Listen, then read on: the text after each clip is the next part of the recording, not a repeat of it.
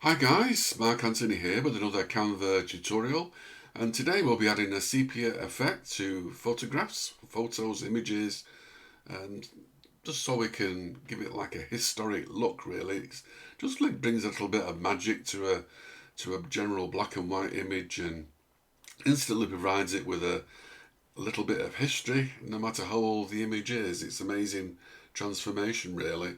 So this is an 800 by 500 canvas here, and I've already uploaded an image. I do a lot of old postcards, interested in collecting that type of thing.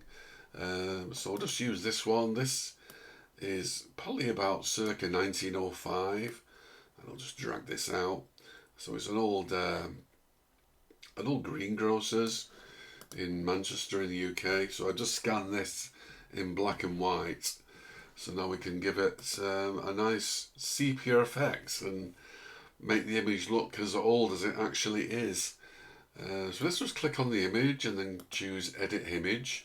I'll just show you probably one, two, three, maybe four different ways to do this. So we'll start with duotone to begin with. It's probably the one that most people will use because it has their own sepia option here. So we'll just click on the sepia option, and as you can see in the middle we've got the actual controls, so we can control the shadow and the highlight, so we can make that a little less brown if you wanted, and we can control the intensity as well. Let's bring this down to probably about 5, and you can see that's quite a nice sepia image, just using the duotone.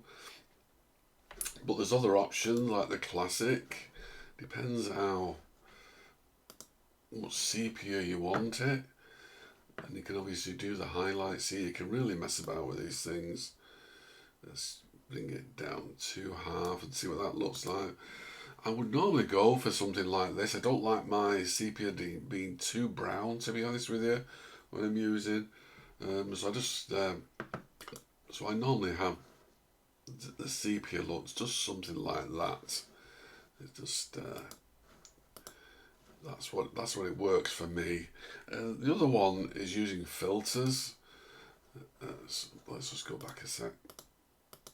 Should remove this. Let's go back on filters now, and the one I would normally use would be this Dare. So we just click on Dare, and you can see it gives a little something a little bit different. There's more probably a little bit green in here, green and brown. Let's click on controls. You can increase the intensity of this. Seems to be a little bit sharper, this one, unless it's my eyes, but it's still a lovely option to use. Just using the filters at the bottom here. I've tried some of these others, but they're probably not as good as Dare. That seems to be the best one. But having sepia images, the actual tone, it's all personal choice. So you can actually mix and match which way you prefer to do things. Next one, let's just look on photogenic. Just scroll down a bit on here, and you see photogenic, and then just click see all. And the one that I normally use, I think it's Rustic. Let me just have a look. Might be Rustic is the one I would normally use on here. But same thing again, we can tone down the intensity. I'll bring this down to 50. And there you go. So it's still quite a nice sepia image that now. And the last one is probably the one I use probably more than the others, and that's just using the adjust option. Let's just place it on adjust, and there's only two I generally use in here, which is warmth and clarity. So if I put the clarity up to probably about, I normally do about 20 on that, and the warmth I would do normally about 30, I think. Let's go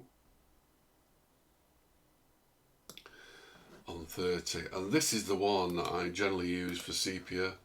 I think this is just right for me. Like I say, it's all personal choice, whichever you want to use. With the warmth, obviously, you can make it as deep as you want. Sepia, I mean, even going up to 50 would be quite acceptable. But there you go. There's 4 different ways to add a sepia effect to any photo on Canva. I hope you enjoyed this tutorial. Please don't forget to like, share and comment, and of course subscribe. And I look forward to seeing you in the next Canva video. My name is Mark Anthony, and I'll see you next time. Bye for now.